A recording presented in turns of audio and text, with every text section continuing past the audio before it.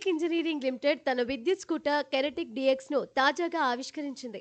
Dx ధర 1,11,499.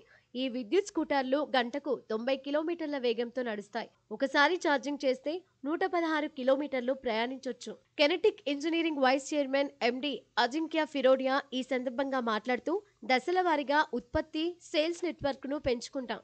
వచ్చే 3 నుంచి 4 ఏళ్లలో 1.5 లక్షల స్కూటర్లను విక్రయించాలనే లక్ష్యం నిర్దేశించుకున్నాం. దీన్ని చేరుకోవడానికి సుమారు 300 డీలర్లు అవసరమవుతారు.